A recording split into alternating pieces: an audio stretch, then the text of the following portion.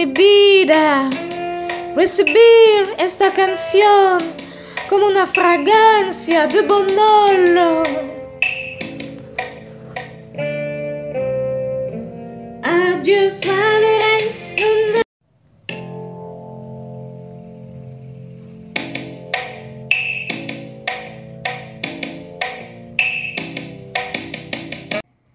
Shalom à tout le monde et un coucou particulier à tous les téléspectateurs de Golden TV. Bienvenue à cette édition nouvelle dans laquelle nous vivons une interrogation très importante et même très sensible pour les adeptes du mariage, pour tous ceux qui aiment être en couple. La Bible, dans son livre de Genèse, en ce chapitre 3, nous conte l'histoire d'un couple, du premier couple d'ailleurs, celui de Adam et Ève. Et dans cette histoire, Ève a eu à nourrir son mari, et de ce geste est né plusieurs hypothèses. Plusieurs personnes pensent à cet effet que c'est à la femme qui revient de nourrir son homme. Par contre, d'autres pensent que c'est à l'homme de nourrir la femme. Ce soir, la question est donc posée: à qui revient de nourrir l'autre? Nous avons ici quelques personnes qui nous apportent leur opinion et nous allons les écouter. Merci bien.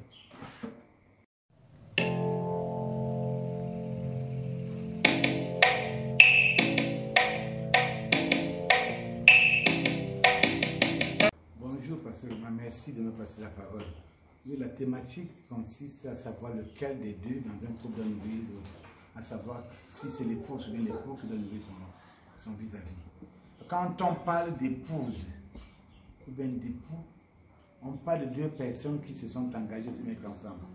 Épouser l'autre veut dire, pour la femme bien sûr, choisir de ne plus exister pour laisser l'autre envahir sa vie.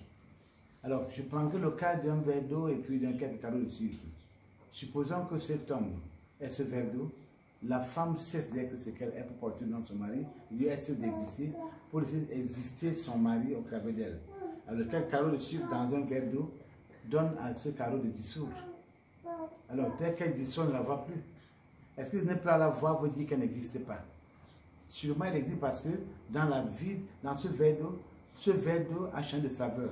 Qui a changé la saveur, c'est la femme. Qui change la saveur, c'est le verre d'eau. Donc, d'où celui qui a trouvé une femme pour le bonheur. Elle a la capacité de changer la saveur de son mari.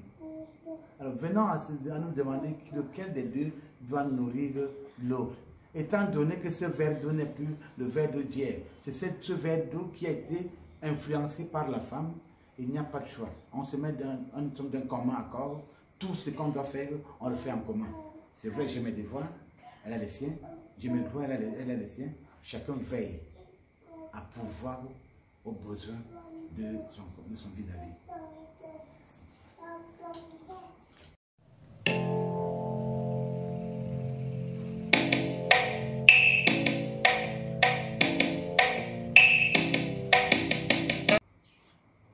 Merci le pasteur Romuald de me passer la parole.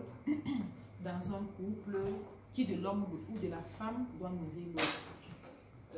C'est un thème assez sensible, d'autant plus que nous sommes dans une société où les mentalités ont évolué, où les gens sont de plus en plus égoïstes et même égocentriques, où avec l'émancipation de la femme, nous avons des thèmes comme femmes fortes et indépendantes. Bon, en tout cas, je vais commencer avec notre société africaine. Nous savons tous et nous avons grandi, et nous avons toujours observé que dans nos familles, c'est généralement le père qui pourvoyait aux besoins de la maison. Et on peut bien voir dans le livre de Genèse, Dieu, quand il a créé l'homme, a dit qu'il n'est pas bon qu'il soit seul, je lui ferai une aide semblable. Et qui dit aide, dit celle-là qui assiste.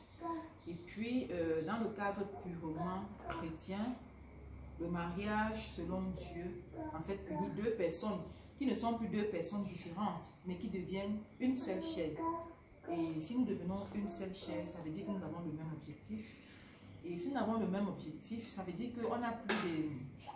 En fait, on n'a plus des finances différentes. C'est-à-dire que même si chacun des deux apporte à la maison, les deux revenus sont mis ensemble pour le progrès de la famille.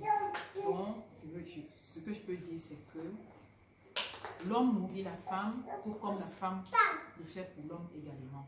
Merci.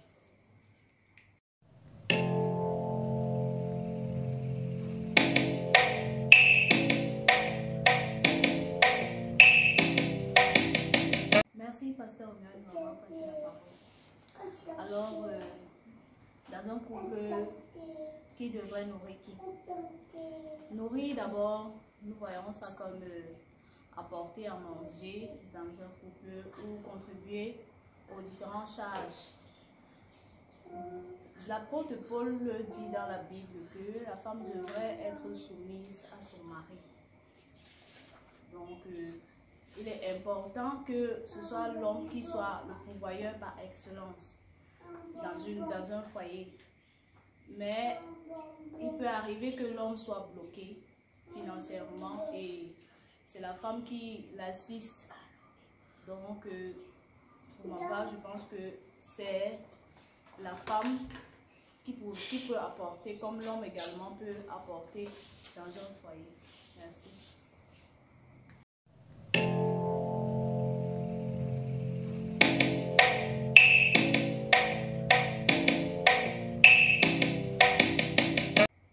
Merci, Pasteur Romuald, de me donner la parole.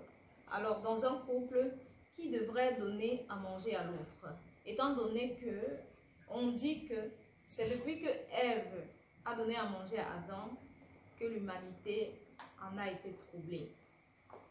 Alors, il faut savoir que représente Ève, que représente Adam et que représente la nourriture. Si on considère que Adam c'est l'époux, Ève, c'est l'épouse, ça veut dire qu'elle découle de l'homme. C'est elle qui complète l'homme. Alors la femme complète. On complète ce qui est déjà là. Lorsqu'on parle de la nourriture, on parle de celui qui pourvoit dans un couple. Alors, l'origine de la provision devrait venir de l'homme. Parce que Dieu a créé l'homme en premier. Il l'a mis dans un jardin et lui a demandé de cultiver le jardin. Après avoir cultivé le jardin, l'homme s'est senti seul, la tâche étant pénible. Il avait besoin de quelqu'un qui allait l'aider à parfaire son travail. La femme donc a la responsabilité de préparer, de cuisiner et de donner à manger à son mari. L'homme apporte donc à manger, l'homme pourvoit aux besoins de la famille et la femme, elle complète.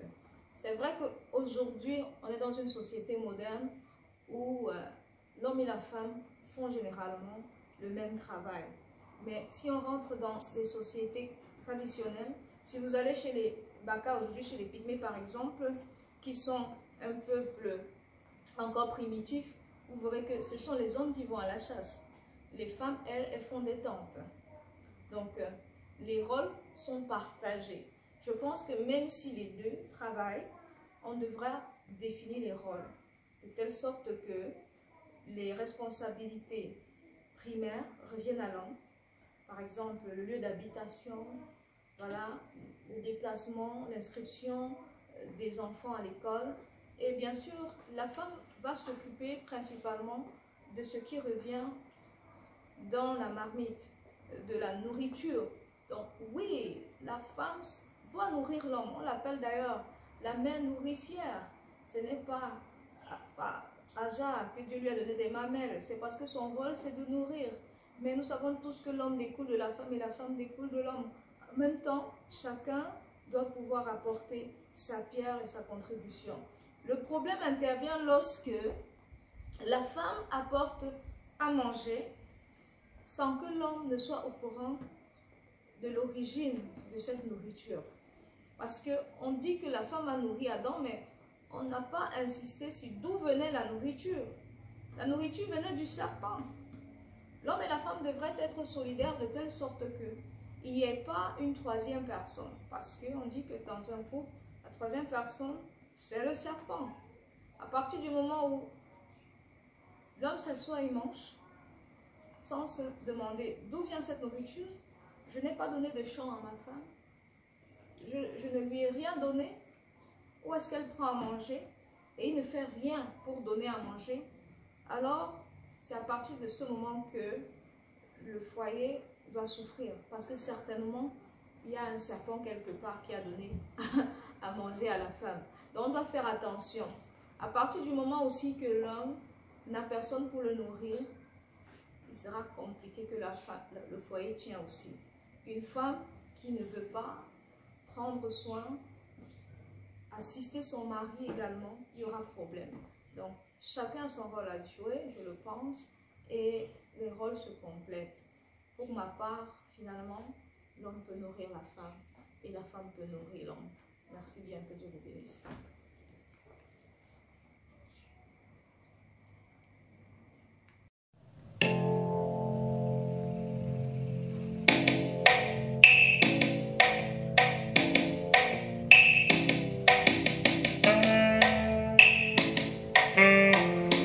Al amor de mi vida, recibir esta canción como una fragancia de bonolo. Adiós.